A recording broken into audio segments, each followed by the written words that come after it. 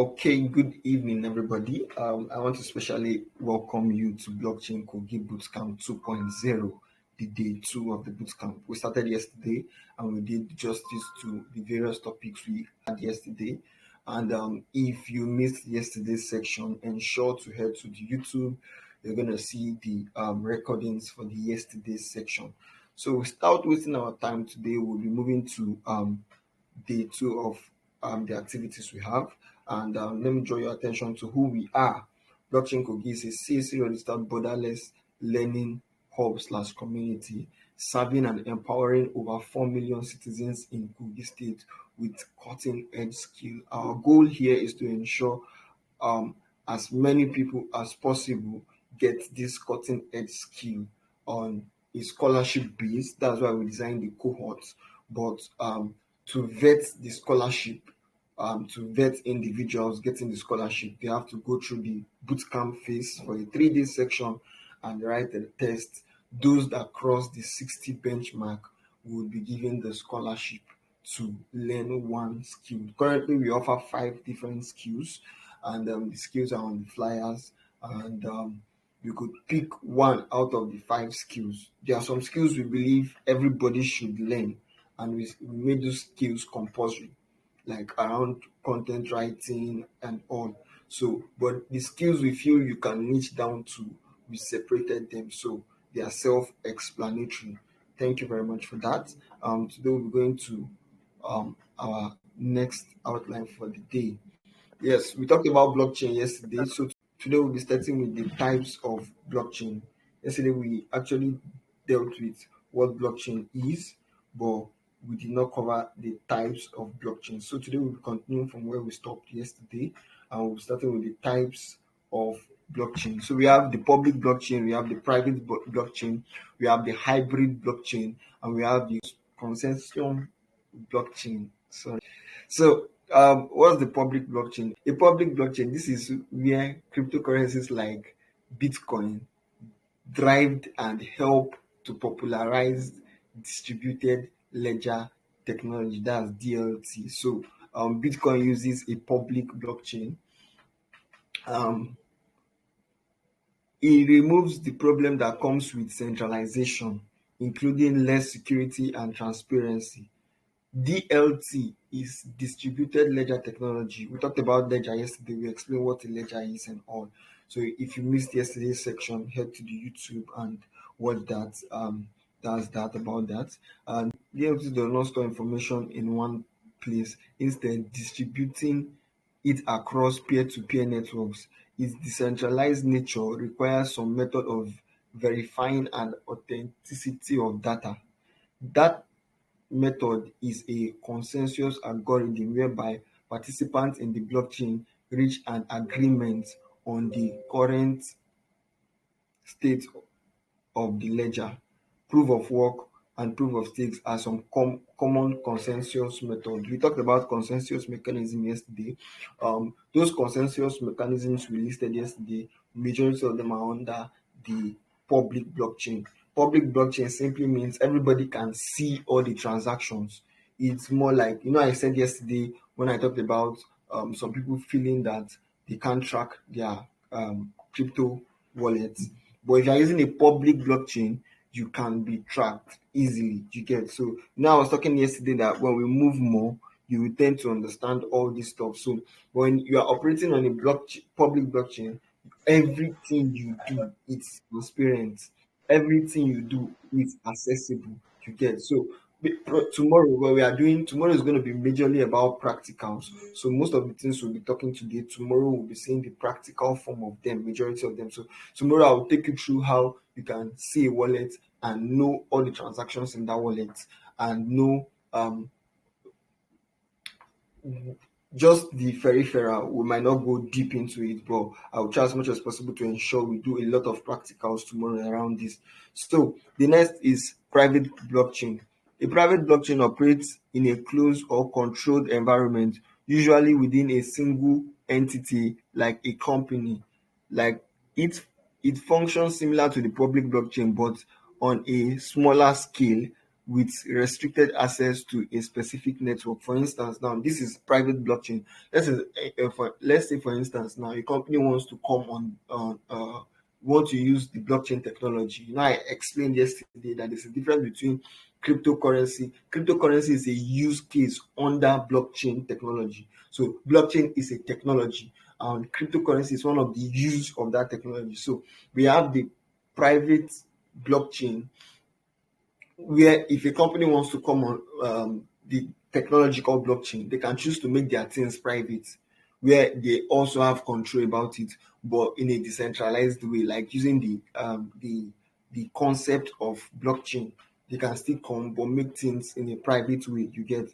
So that's that about that. Then private blockchain, also called permission or enterprise blockchain, uses peer-to-peer connection and decentralization within a limited group rather than allowing anyone to join. Meaning, it's not open to everybody. It's restricted to some certain kind of people. The activities on that blockchain is restricted to some certain kind of people, and you work based on the terms the private blockchain company gives to you. You get the company in charge of the private blockchain. Whatever terms they give to you, you work with it.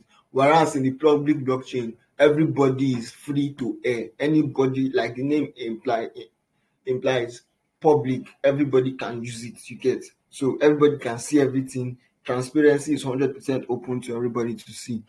So we have the third one, hybrid blockchain. Hybrid blockchain, I think, is a combination of both private and public. For most times when you want to do a research on types of blockchain, they only tell you about private and public.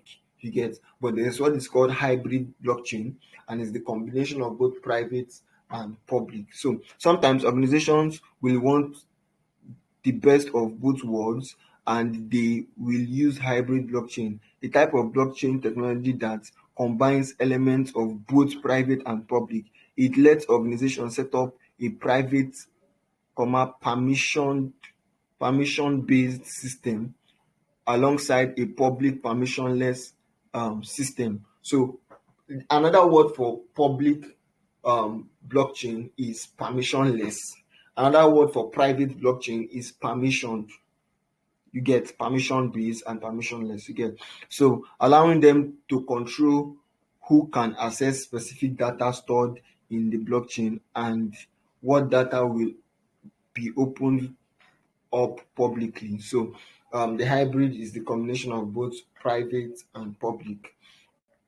So let's go on. Consensus blockchain, also known as federated blockchain, is similar to the hybrid blockchain in that it has private and public blockchain features, but is different in that multiple organization members collaborate on a decentralized network. Essentially, the consensus blockchain is a private blockchain with limited access to a particular group. Okay, so this one is not just controlled by one company. It can be controlled by many people, many companies put heads together, and it has some of the features of the private and it has some of the features of the public. So advantage, a consensus blockchain tends to be more secure, scalable, and efficient than the public blockchain network. Like private and hybrid blockchain, it also offers access control. You get. So let's move to other. Okay, disadvantage. Consensus blockchain is less transparent than public blockchain. It can still be compromised if a member node is breached. The blockchain's regulation can impair the network's functionality.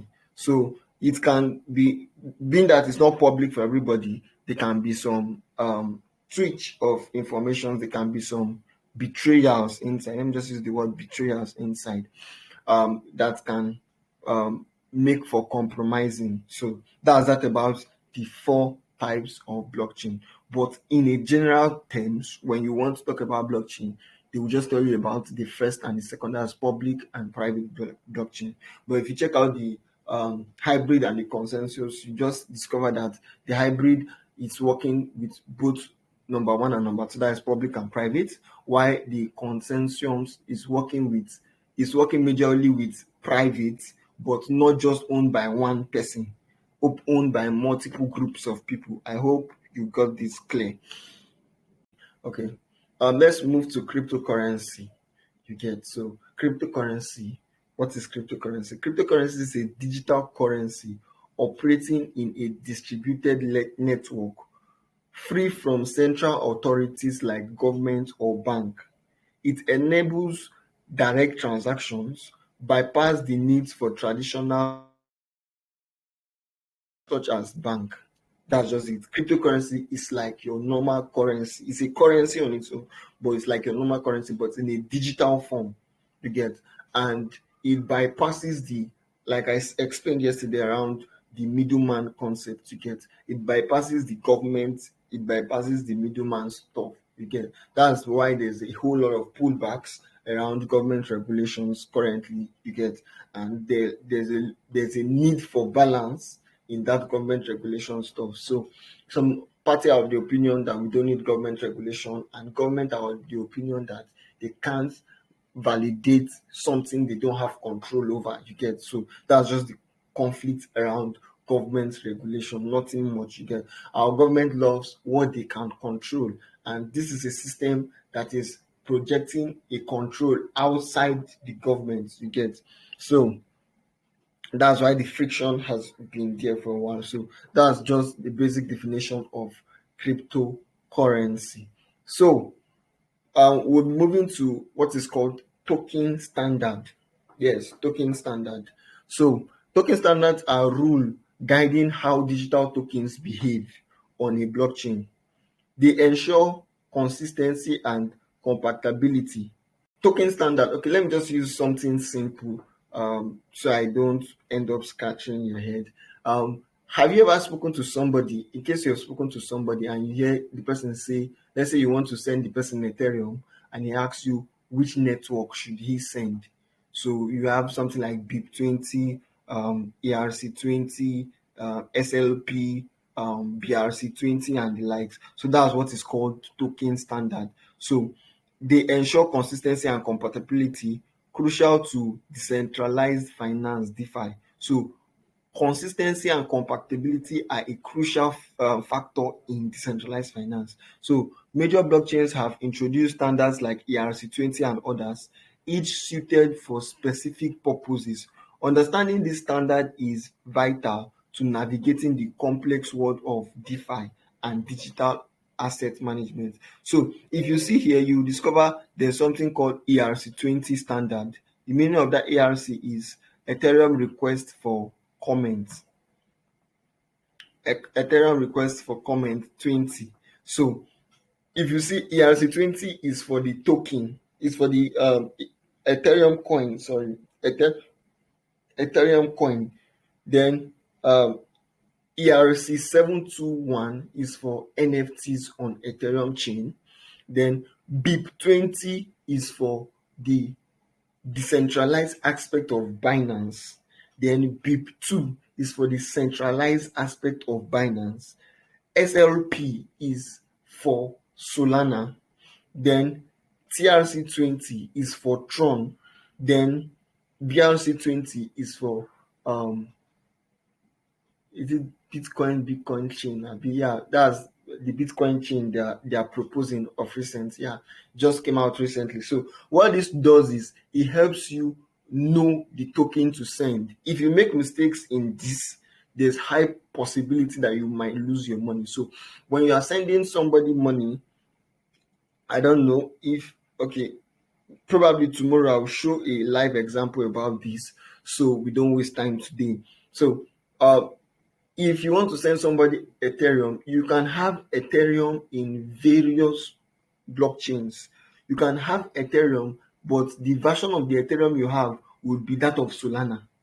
That's why you look for Ethereum SLP. You can have Ethereum, and the version of Ethereum you have will be in Binance blockchain. That's why you have something like Ethereum BIP2 or BIP20. That means the Ethereum you have is in Binance network. You can have Ethereum and it will be in Tron. So you can have ETH, TRC network. You can have Binance, but in Ethereum network. You can have Solana, but in Ethereum network. You can have Solana, but in Binance network. So that's one of the major reasons why if you are sending somebody a token, they always ask which network, because if you miss the network, it's more likely not to come to you. You get, it's more likely not to come to you. It can be a crash forever, especially when you are trading with EVM compatible chains and non-EVM compatible chains. EVM compatible chains are simply blockchains that are compatible with Ethereum virtual machines. EVM means Ethereum virtual machines. So for instance, now any blockchain that is built with Solana, sorry, not Solana, any blockchain that is built with Solidity, not Solana. I've registered Sol on my head. That's the format you use to save on Solidity. Sorry. So that was why the misplacement happened. So any blockchain that is built with Solidity is EVM compatible. That means you can build it on Ethereum virtual machine. Like BSC, you can build BSC on Ethereum virtual machine. Ethereum, you can build it on Ethereum virtual machine. But not all chains are built with Solidity. For instance, now Solana is built with Rust. So if you are trading a token from Solana BSC, you need to be very conscious, because you can easily make mistakes, and those mistakes can cost you, because EVM compatible chains, if you make mistakes on the networks, let me not even take you guys there. It's good to stick to best practices. You get, when you keep growing, you get exposed to this. Don't need to, but please try as much as possible to check out for the chains, the token standard, you get, or network, anyone you want to call it, you get. So that was out about that. Let's move on. So what is a coin? Coins are any cryptocurrency that has a stand-alone independent blockchain. Stand-alone independent blockchain is a coin. There's a difference between a coin and a token. People usually mix these things up very, very often, and I've tried as much as possible to explain it in various events I've attended. So I think about 4 or 3 events I've tried explaining this. So this is it now. Ethereum, I used the banking sector to explain it more clearly.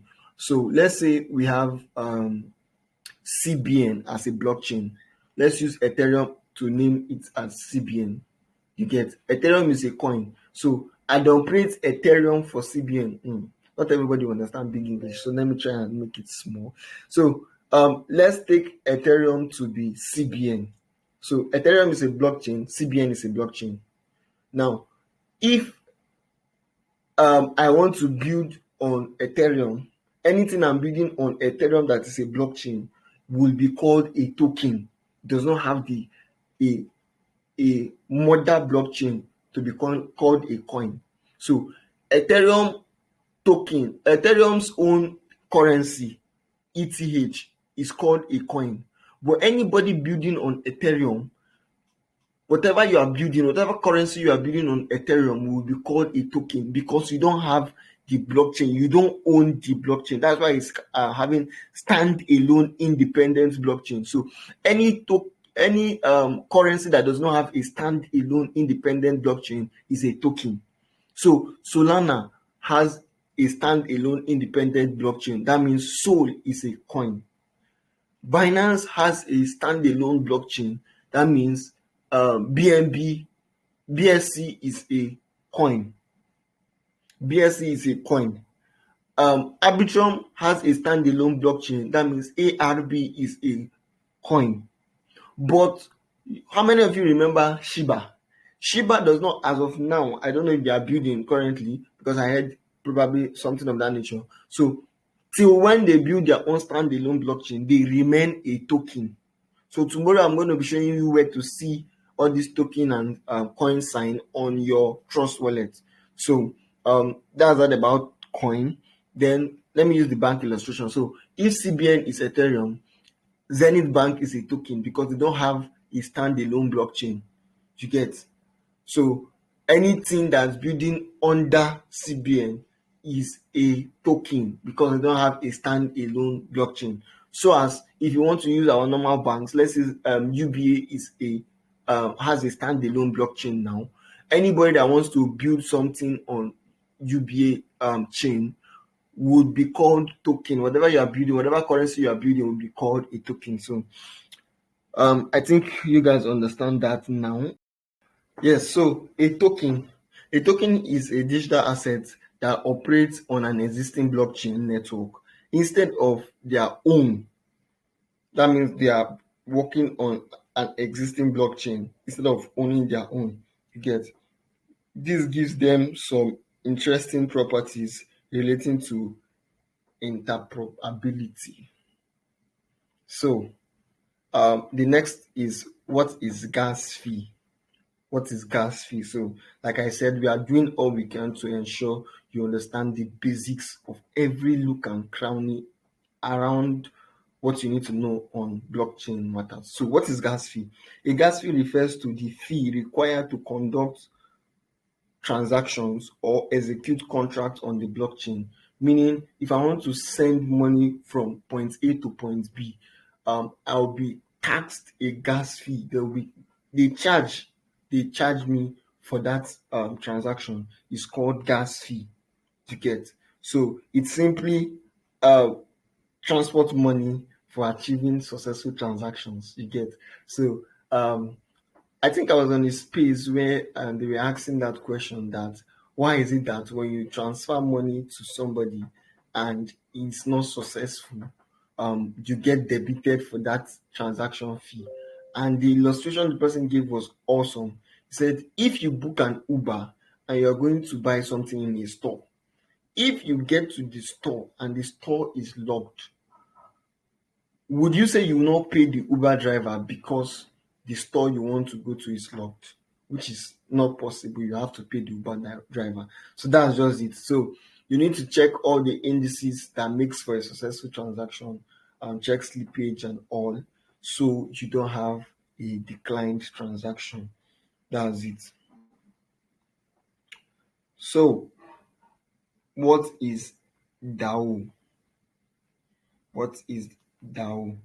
So decentralized a DAO is a decentralized organization without a central authority, driven by members with a shared goal. You get? So it uses blockchain tech for bottom top decision making, popularized by crypto circle. For instance, now, if okay, like let me use blockchain Kogi for instance. Blockchain Kogi is a community, you get, and you will have encountered Kogi DAO. Yes. The purpose of Kogi DAO is to ensure that every member of blockchain Kogi community would will at some point be able to contribute in the decision making of the community. You get? So that's the gradual process we are building to that point. So a DAO is that decentralized autonomous organization where people in the community members, based on criteria. Some of these DAOs will tell you need to hold our tokens. Some will say you need to hold our NFTs. Depends on the criteria, but you need to stick to that criteria to be able to contribute, to be part of the decision makers in the DAO. To be part of the decision makers in the DAO. So there is no central authorities of a DAO. Instead, power is distributed across token holders who collectively cast votes. You get? So most of the decision making, like the way I said, um, um, we have tests that should come up. Then you should pick which of the days you want. So the people with the highest days in that voting pool would be the ones, would be what we will go with. You get? That's a simple concept of what a DAO is. That means we now handed over the decisions of the things we feel should be done. Okay, this is what we want to do. okay, pick dates. We now hand decision makings to a larger body of people since we are focusing on decentralization. You get, so decision making is no longer in the hands of just one certain kind of people. You get, so it's free to air, but most DAOs these days um, make sure you either hold a token or you hold an NFT to be able to participate. So, what are the pros? The pros of a DAO: a variety of individuals can collectively come together from around the work to act as a singular entity. That means it brings together people to make a specific decision. You say more individuals have a voice in the planning, strategy and operation of the entity. I simply explained this already, that the whole community, or if it's free, like the one we did, the pool we did is free to everybody, that means the whole community has a decision, has a say in the picking of the day for the exam, or for the test rather. So it's general. But when you say some certain set of individuals, meaning the DAO set a criteria to be able to become a delegate or part of the DAO to vote. You get, so that's just that about that. Then let's go through another pro. As votes on the blockchain are publicly viewable, token holders are naturally incentivized to act more responsibly. So depends on it. Some blockchain, I think even Arbitrum does that. You get incentivized, like they reward you for voting over a long period of time, or they reward you for decision making over a long period of time, just to make everything is transparent. Meaning, if I'm a delegate, everybody would know because it's online. You get, they might not know the person, but they will know the delegate wallet, and in some cases they used to know the person who is the delegate. So that's that about that. Member of a DAO may feel empowered to contribute with like-minded individuals with similar goals within a single community. So it gives empowerment to the individual. That means everybody has, that's the decentralization of power. You get, it's not a central authority that you say, okay, this one is all the decision making is, hey, you are the one doing it and all. You get, so everybody has a say in a DAO setting. So um cons of DAO: it often takes longer for decisions to be made as there are more voting participants. For instance, now as we drop that pool there, it's, some people will not come online now. Some people will come online after like 2 hours, after like 1 hour, after like 30 minutes. You get, so it takes longer time for decisions to be made. You get, so we need to see, probably there's a threshold. Maybe if we say we can see at least 50% of the vote, the total members, if it's a general DAO, or if it's delegated DAO, maybe a 1,000 persons DAO, we'll just say if about 60 to 70% of people cast their vote, we can go ahead and establish the decision. Because when 70% of people cast their vote, we already know the upper hand sections. You get, so that's basically it. It's a con because more time would be wasted on waiting and all. So there is often more burden to educate users as a collective voting population are diverse with varying range of education and knowledge. Okay, this is it now. Some people might be very, very knowledgeable about this DAO system, or knowledge about the proposal. It's called proposals. For instance, we proposed the date. So it's people's it's the whole community now to vote on that proposal. So some people might not be knowledgeable about the proposal, and they are in the DAO and they have voting rights. So it's going to take a lot of work to actually educate these people so that they will know what they are voting for. You get, so that they have clarity as regards what they are voting for. So that's one of the cons. Stress around education, burden around education. Then another one is more time is needed to cast votes, or rather users, due to decentralized nature of the entity. So I've explained this alongside when I was talking about the time factor and all. So several experts thought that theft of treasuries reserve are possible if the DAO security is not properly established and maintained. So most DAOs have treasuries. They have what is called DAO treasuries. That means um they a place where they keep all the funds the DAO holds. Since it's a DAO, nobody is in charge of it. So they can say, okay, there's what they call multi-signature wallet, multi-sig wallet, sorry.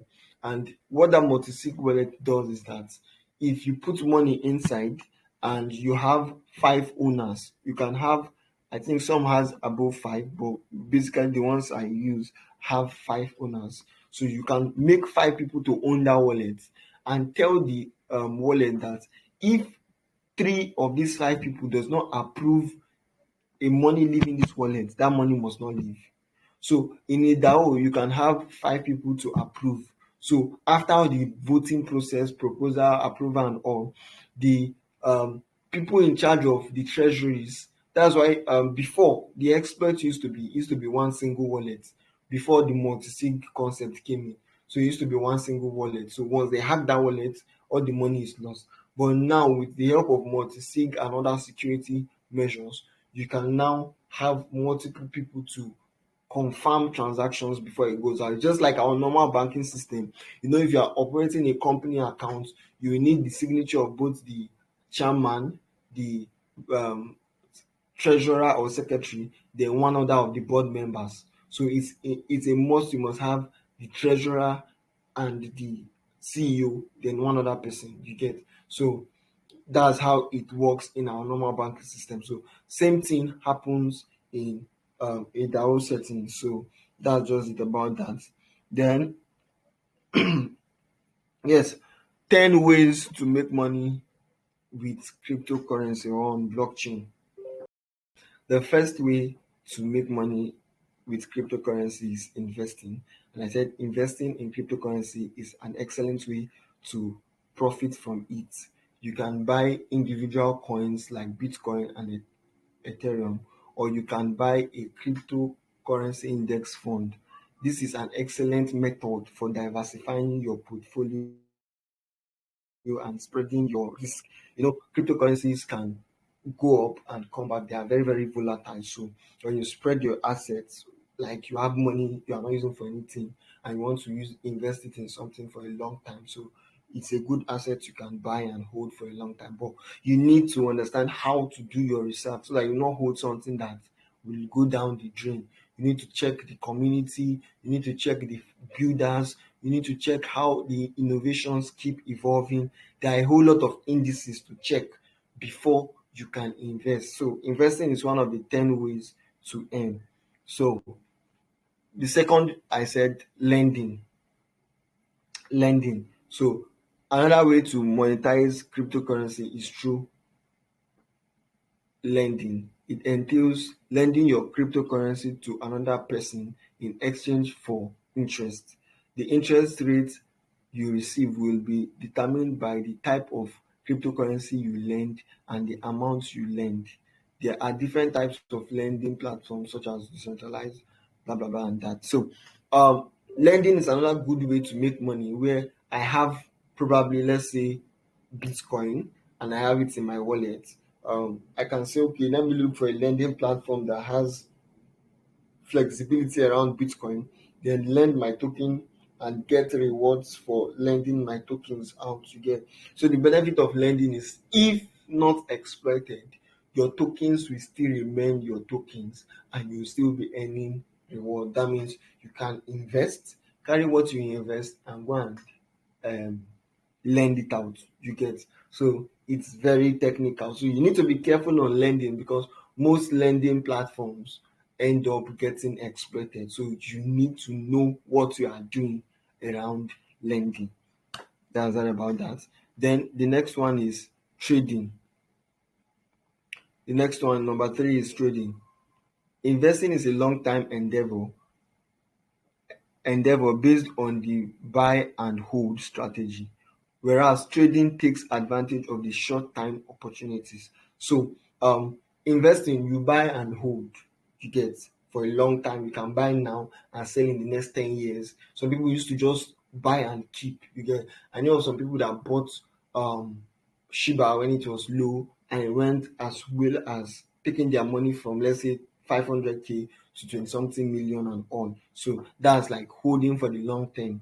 You get, and for trading, you can choose to trade probably futures markets, or trade on sports. You can choose to know how trading works.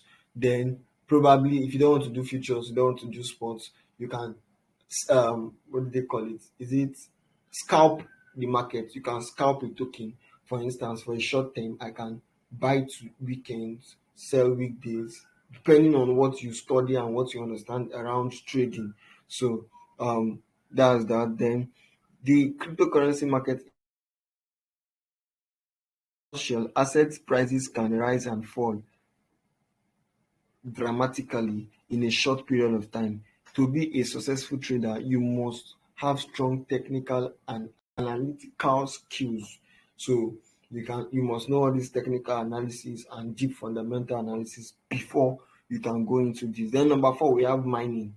So mining is most common way to make money with cryptocurrency. Mining validates blockchain transactions and adds new data blocks to the chain. We explained about mining yesterday when we were talking about proof of work. So, and we did a detailing to that mining where I even showed mining machines. So, if you did not attend yesterday's class, head to the YouTube and watch from there. So, miners are rewarded with cryptocurrency as a result of their efforts. So, I stated all this yesterday, that when they compete with each other, then who solves the next block get rewarded based on that. So that's number four on our ways of making money. So we also have staking. Staking is a very, very um unique way of making money. Like I stated yesterday, we touched staking a little bit, where I talked the difference between staking and farming. So cryptocurrency staking is a method of investing in cryptocurrency that entails keeping a set of coin in your wallet for a set period of time. As a result, your crypto investment can generate passive income. The amount of interest you can earn is determined by the cryptocurrency and the number of coin you stake. So staking is a very interesting way, but you need to understand what the concept of staking is. We are not going deep into this because we just want everybody on this 3 days bootcamp to have a basic knowledge of the space. Then when we start segregating people into it, those that will be going into it full time will know they are going into it full time and get to study all these things along the side. So, but these are basic informations we know and we believe everybody should have the knowledge of. You should know, even if you don't know in depth, you should have a basic knowledge of it.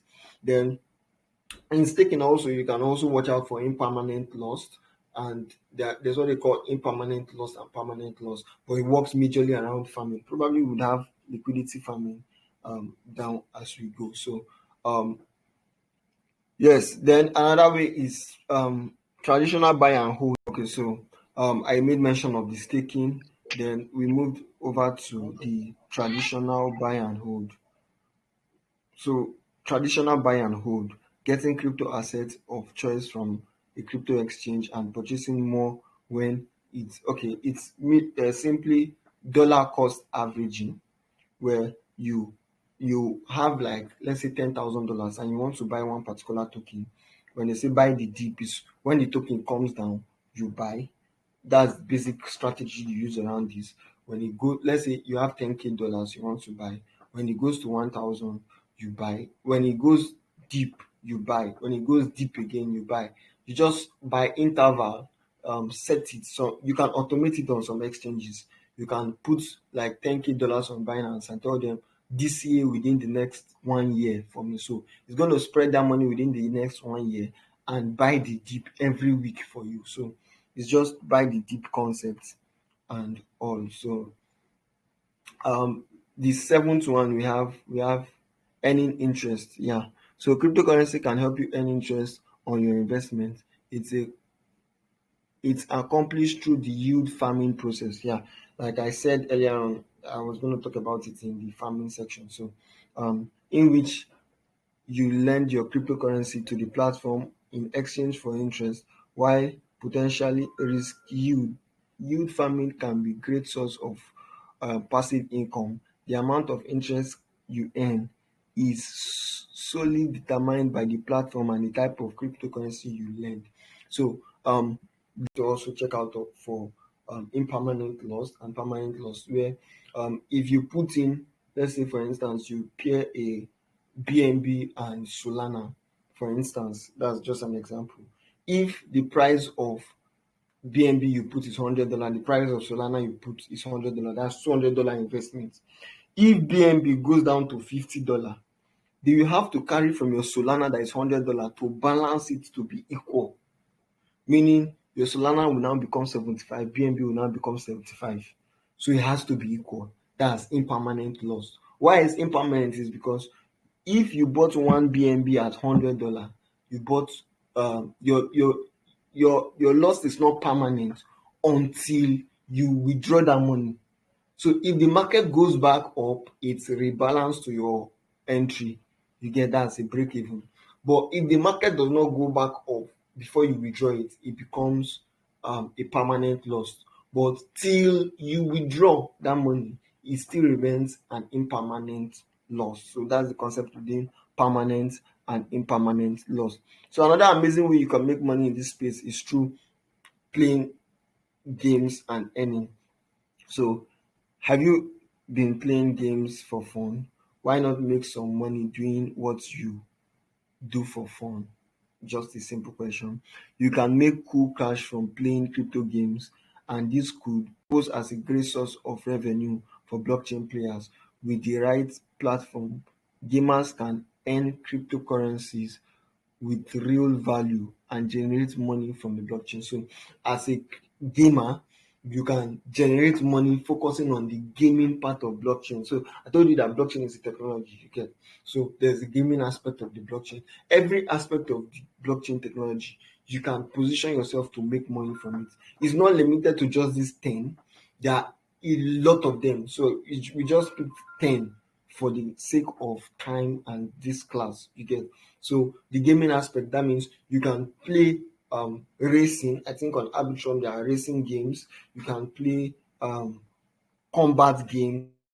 The game section, you can make a whole lot of money from GameFi. It's called GameFi.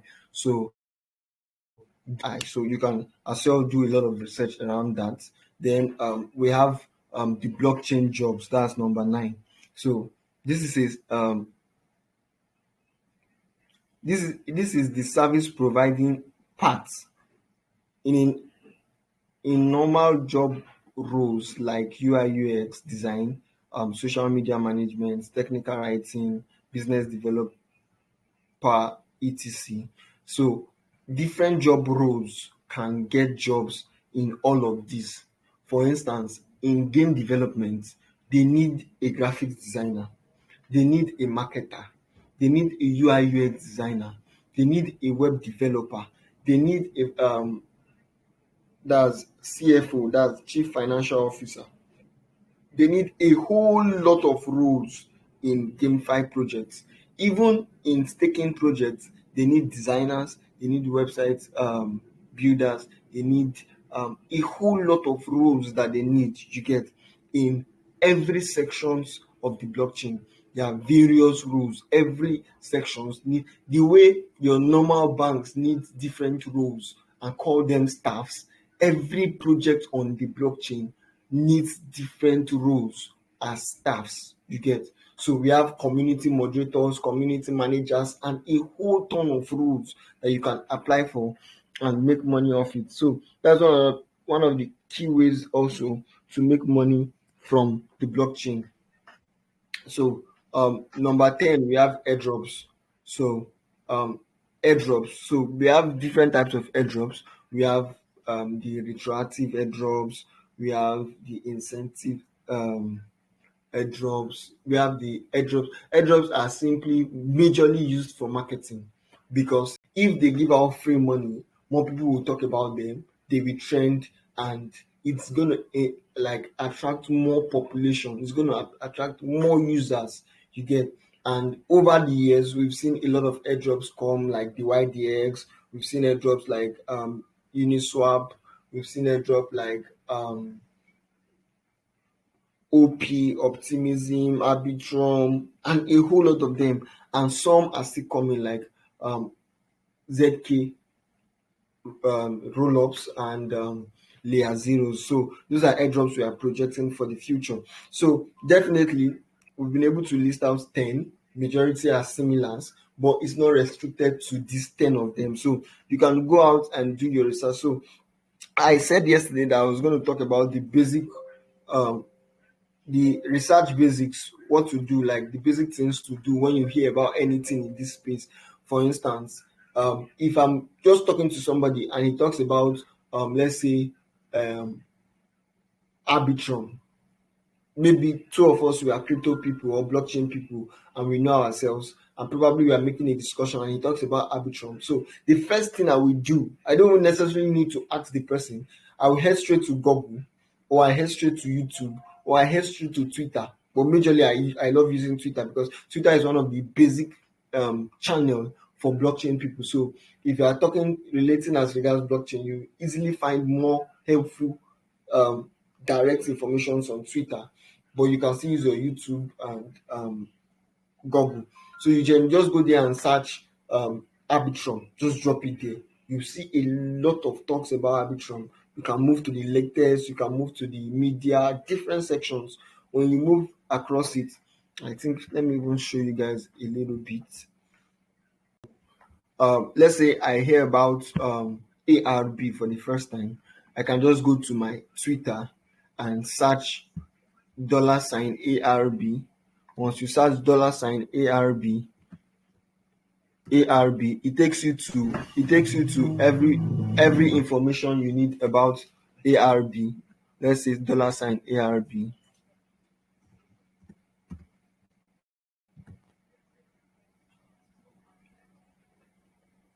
So you will see the last post about ARB, when last somebody talked about ARB 19 minutes ago. So you can start searching, and you can use all these to search for jobs. You can use it to search for ambassador roles. You can use it to search for community manager role. You can just type community manager. What it does is that it takes you to every post that has been made on Twitter about community management.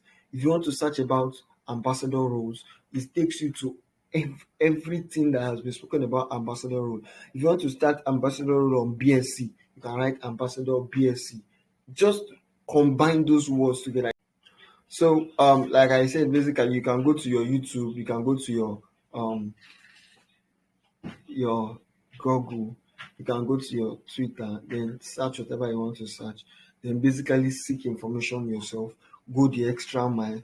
And like I used to say, nobody's going to teach you consistency. Whatever we teach you here, implementing it is your duty, it's your job to implement them. So that's that about basic steps for research.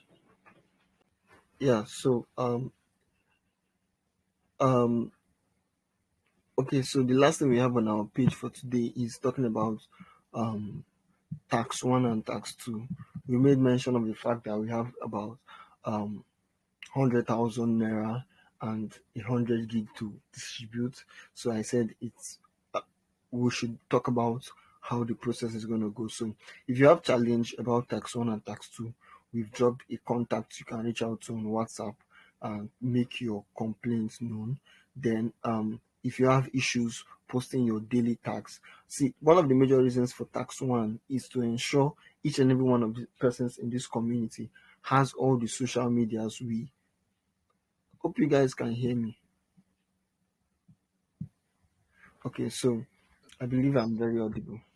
So is that you have all the socials, needed to ensure that you are progressing on this space, because after this 3 days bootcamp, we'll be going out to give out a lot of updates, around airdrops. So we'll just be giving the basics. We don't want it to be that, well, we give out informations, you start asking what is so stuff, what is so stuff, because we believe if you did tax one, you should have all those socials already at your disposal. You get, so the tax one is to ensure that this is done. So the tax one and tax two, like I said, the tax one is good at ensuring that you have all the socials, follow all the socials that are there, subscribed on the um needed space to subscribe, and submit a proof that you've done those tax. Then tax two, like I said, the goal of this tax system also is to ensure that we carry everybody along, because I currently feel on the long run we'll be seeing the CB tokens what as much as $0.1 for each one. So if you are claiming per day, you should have a sustainable number. So the major goal is, okay, keep claiming these stuffs per day, and when the time comes, you benefit big. And we are giving you points. These points are not valueless. These points are to encourage you, because by December, I think currently we have listed some things we got for raffle.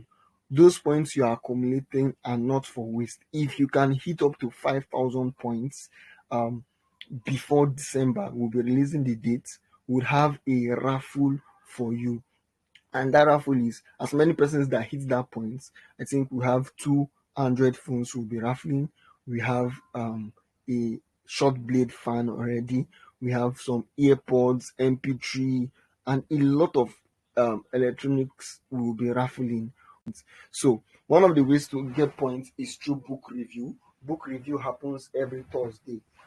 Book review happens every Thursday, and if you do the book review, you read the books, because we have books we read every Thursday. We have a certain portion of that book we read every Thursday, and the book review has been so amazing. We've read that, but that, and a lot of books, and we are currently reading one. So every Thursday we have 100 points you could claim, and those people that are doing book review, if you can accumulate up to 500 points from book review, you will have 2 raffle slots once you hit 5K. So if you feel you could get points, you could actually get points without coming to the book review. So you will have 2 raffle slots in December if you have at least 500 points from the book review. So a lot of processes will come around that as we proceed also, and a lot of guides around that will come. So if you have not done your tax for tax two, and I think tax two is just about 3 tax. That's the NONIS, the over protocol, and the what is it called? The cassava network. So ensure you drop the proof that you've done the new biz tax for cassava network. Ensure you drop the proof that you've claimed for over protocol. Ensure you drop the proof that you've registered for NONIS. Those 3 proofs are very, very important. And every day, as you claim your cassava network and over protocol, head to the Telegram and post it on the proof of work section, because if you post per day, you are eligible to get a certain number of points for posting there every day. So if you did tax one successfully, you've gotten 500 points. If you did tax two successfully, that's another 1,000 points. That means you have 1,500 points, meaning you have 3,500 points to complete your 5,000 points to qualify for the raffle. So by December, somebody from the community will be going home with 2 people from the community will be going home with brand new Android phones, because we made a post in the group that, do you want 1 iPhone or 2 Android phones? And majority picked 2 Android phones. So we are going to be working with 2 Android phones, and a lot of gadgets we have would be won by people who hit the 5,000 points margin.